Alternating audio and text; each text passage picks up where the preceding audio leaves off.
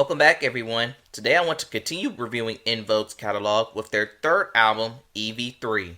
And there's some content that need to be explained before I dive into this project. After the Funky Divas and a successful duet with Salt and Pepper, you would think that they would try and follow up with that. However, Cindy and Max had to temporarily leave the group due to maternity reasons. Instead, what will wind up as En Vogue's third album turned into a Terry Ellis solo album called The Southern Gal, which was a solid project that showcased Terry's roots. Dawn, in the meantime, started to bicker with the label over financial issues, but in 1996, En Vogue made their long-awaited comeback single, Don't Let Go, in connection with the movie Set It Off. The song would go number 2 on the Billboard Hot 100. After the success of Don't Let Go, the song gave the ladies momentum to work on their third album, but Dawn was still bickering with the label to the point where they gave her an ultimatum: either record EV3 or leave the group. And based on the album cover, you know what she chose. She left 1 month prior to the album's intended release date, which was May 1997. And after her departure, the remaining members re-recorded some of her vocals, keyword some, and because they did that, their intended May release was pushed back to July. Now we're going to try and answer the question: did En Vogue miss Dawn on this album? Want to know more? Stay tuned and find out. Before we begin, if you want to see music bios or more good videos like this, hit the subscribe button. And without further ado, on to our feature presentation.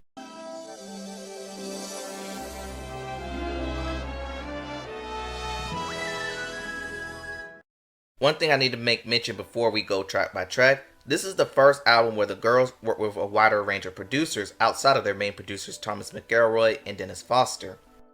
And that takes us to the album opener, Whatever, written by Babyface. This served as his album's second official single. The song shows the vulnerability, power, and romanticism of a relationship, and the chorus telling us how their partner's actions affect their heart. I wish the girls were more engaged as they sound checked out. The harmonies are good, but I feel like they weren't having fun with this. It was more like an obligation. And where they missed Dawn was in the second pre-chorus. You know, the Anything I Do I Crave It baby verse. And that was her part that had to be replaced by Cindy. As for the song, it's not bad, but I feel like it was a miss in more ways than one. Don't Let Go Love was placed on the album for obvious reasons. They couldn't re-record this song as it was already well known.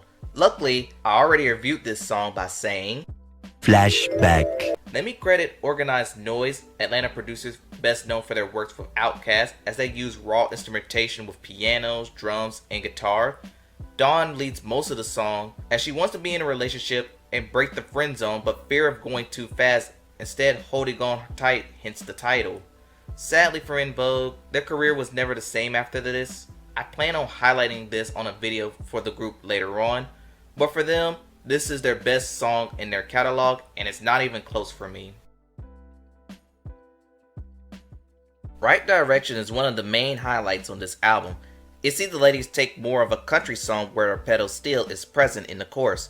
Fun fact, Dawn was supposed to sing the second part of Terry's verse. Content wise, this song highlights the importance of making right choices, and finding love fits in this mantra. As for the song, the ladies do well, the production's great, but Max runs away with this song. And yes, the girls were limited here, but for me, this was a major highlight on the album, and I could definitely recommend it.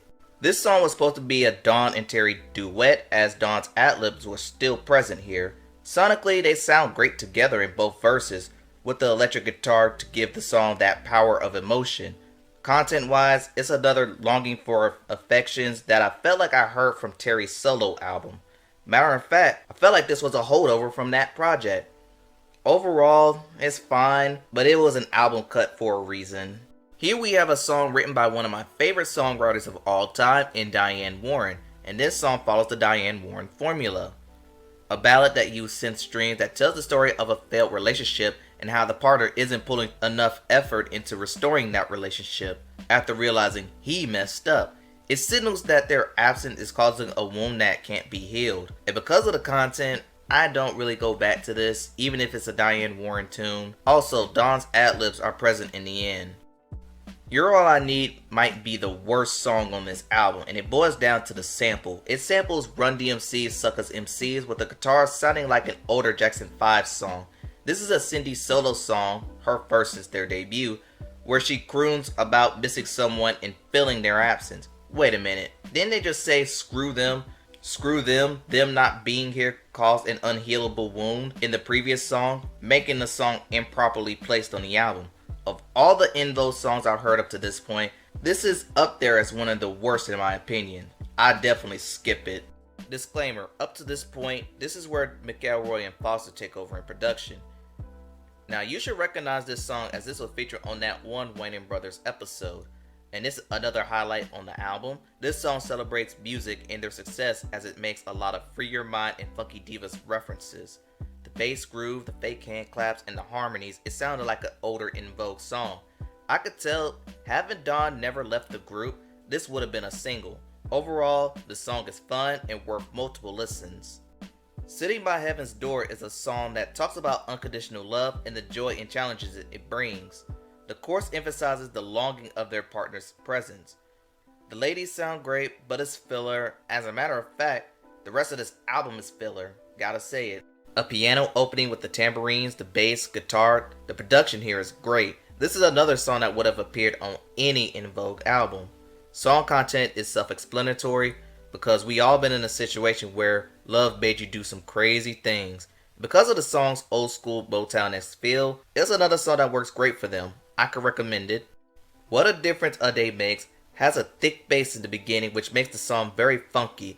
This song encourages people to invest in their own self-care, find joy in the smaller things, and enter the day with a positive mindset. As is, the content is cool, the production's fine. I don't have any issues here. Eyes of a Child is another lowlight on this album. Another Cindy solo. Her presence on this album is very heavy compared to the previous two.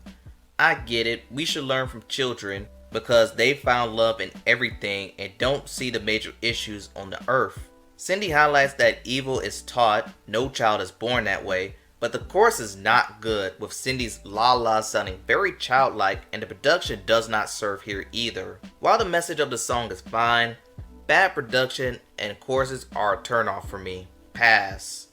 The album closer, and it took us 3 albums to get it, but we finally got a fully En Vogue acapella song.